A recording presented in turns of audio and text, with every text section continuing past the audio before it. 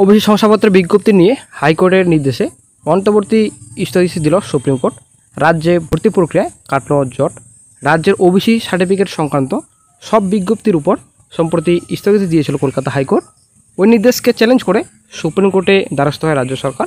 সোমবার হাইকোর্টের নির্দেশে অন্তর্বর্তী স্থগিত দিয়েছে শীর্ষ আদালত।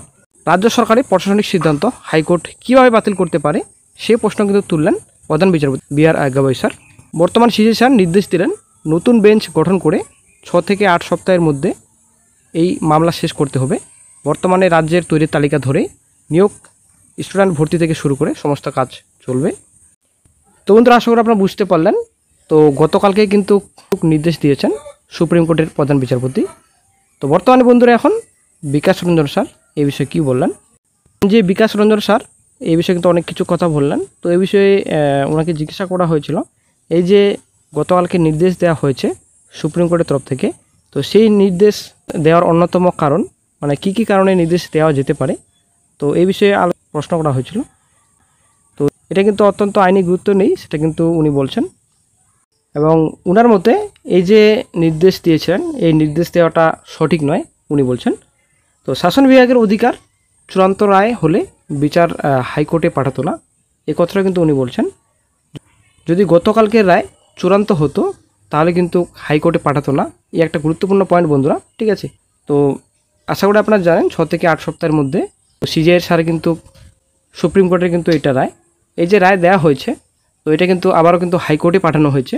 এবং এটা একটা গুরুত্বপূর্ণ, এই যে বেঞ্চ রায় দিয়েছেন অন্তর্বর্তীকালীন স্থগিতাদেশ, ওবিসি যে লিস্ট তৈরি করেছিল রাজ্য সরকার এবং 100% রুলসটা স্থগিতাদেশ যে জারি করেছেন যে বেঞ্চ, সেই বেঞ্চ কিন্তু আর কোনো রকম এই বিষয়ে হস্তক্ষেপ করতে পারবে না। নতুন করে বেঞ্চ গঠন করার কথা বলেছেন সিজেআই স্যার।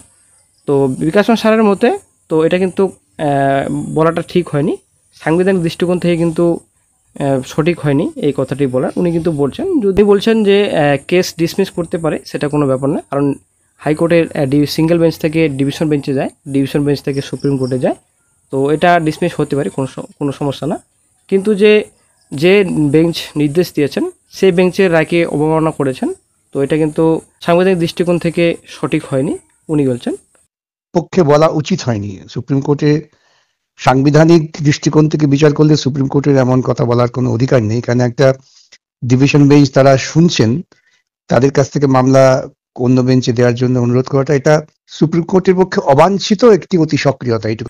আইনজীবী বিকাশ রঞ্জন স্যারকে এই বিষয়ে একটা প্রশ্ন করা হয়, এই যে এখন গতকালকে রায় দিয়েছেন, তো এই রায়ে কি বর্তমানে এখন যে নিয়োগ প্রসেস এবং ভর্তি প্রসেস কন্টিনিউ করতে পারবে? তো আইনজীবী বিকাশ রঞ্জন স্যার বলেছেন বিপদ আছে, অনেকটা বিপদ আছে। কারণ যদি হাইকোর্টে যে নতুন বেঞ্চ গঠন করার কথা বললেন সুপ্রিম কোর্ট, সেই বেঞ্চও যদি একই রায় দেয়, একই রায় যদি বহাল রাখে, তাহলে কিন্তু আবার রাজ্য সরকার ফাঁসবে, আবার কিন্তু ঝামেলা। এর থেকে কি নতুন নিয়োগের বিজ্ঞপ্তি রাজ্যে প্রকাশিত হবে? এখানে বিএসকে ডাটা এন্ট্রি অপারেটর রয়েছে, পঞ্চায়েত নোটিফিকেশন রয়েছে, ডব্লিউপি এক্সামিনেশন, কেপি এক্সামিনেশন রয়েছে, অনেক রিক্রুটমেন্ট এক্সামিনেশন রয়েছে, পিএসসি রয়েছে, পিএসসির ক্লার্কশিপ রয়েছে। কিন্তু একটা গুরুত্বপূর্ণ আপডেট রয়েছে পিএসসি ক্লার্কশিপের কবে রেজাল্ট প্রকাশিত হবে এই বিষয়ে কিন্তু স্যারকে জিজ্ঞাসা করা হয়েছিল যে ক্লার্কশিপ রেজাল্টের বর্তমান কী আপডেট রয়েছে, কবে নাগাদ রেজাল্ট প্রকাশিত হতে পারে। তো বন্ধুরা, আশা করি আপনারা সকলে জানেন পিএসসির প্রাক্তন স্যারের কিন্তু একটা ইউটিউব চ্যানেল রয়েছে, সেই চ্যানেলে কিন্তু উনি আপডেট দিয়ে থাকেন। তো উনি প্রশ্নের উত্তর দিয়েছেন। এটা কিন্তু নানাভাবে খবর সংগ্রহ করে যেটা জানতে পেরেছি তা হলো আগস্ট মাসে ক্লার্কশিপ পেলির ফল বের হওয়া দুষ্কর ব্যাপার।